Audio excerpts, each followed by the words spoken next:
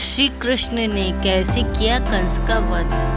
भगवान श्री कृष्ण और बलराम के रणभूमि में आने पर चारों युधिष्ठिर ने उन्हें मल्ल युद्ध के लिए ललकारा था। श्री कृष्ण चाणूक ने बलराम जी मुष्टिक से जा भिड़े। भगवान श्री कृष्ण के अंगों की रगड़ से चारों की रंग ढीली पड़ गई और उन्होंने चारों की तो भुजाएं पकड़ ली और वेग में कई बार घुमाकर धरती पर मार दिया।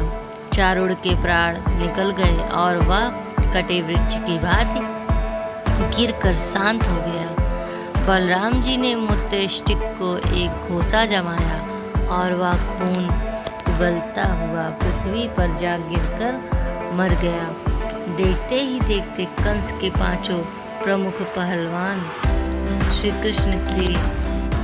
श्री कृष्ण और बलराम द्वारा मारे गए। भगवान श्री कृष्ण और बलराम की इस अद्भुत लीला को देखकर दर्शकों को बड़ा आनंद हुआ।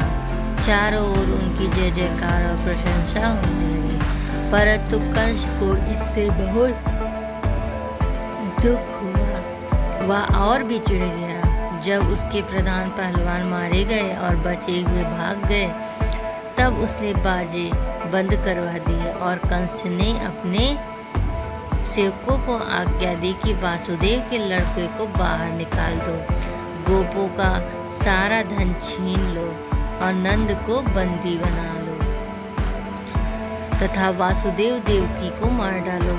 उग्रसेन मेरे पिता होने पर भी शत्रुओं से मिले थे। उग्रसेन जो थे वो कंस के पिताजी थे, इसलिए उन्हें भी जीवित मत छोड़ो।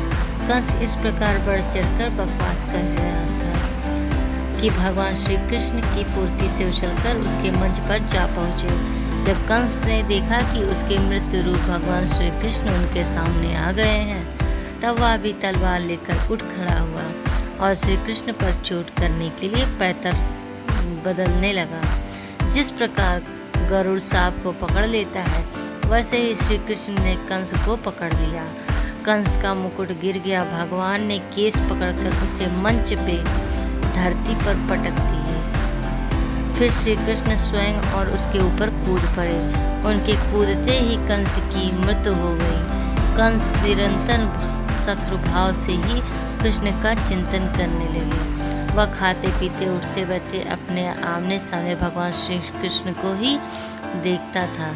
इसके प्रभाव से उन्हें सामान्य मुक्ति प्राप्त हुई, स्वरूप मुक्ति प्राप्त हुई। सबके देखते ही देखते उनके शरीर में से एक दिव्य तेज निकलकर श्री कृष्ण में समा गया। कंस के मरते ही कड़क इत्यादि उसके 8 छोटे भाई श्री कृष्ण और बलराम जी का वध करने के लिए दौड़े, परंतु बलराम जी ने क्षण भर में ही उन सबका काम तमाम कर डाला। उस समय आकाश में दुर्भियाँ बजने लगी।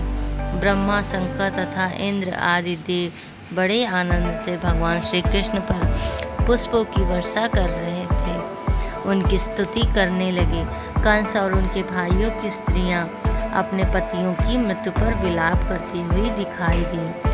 भगवान श्री कृष्ण सारे संसार के जीवन दाता हैं। उन्होंने कंस की रानियों को समझाकर ढाढ़सा बढ़ाया।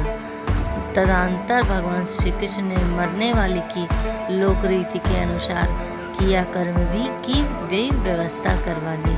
हमारी वीडियो अच्छी लगी हो तो लाइक सब्सक्राइब जरूर करिए। Thank you. बोलिए जय श्री राधे।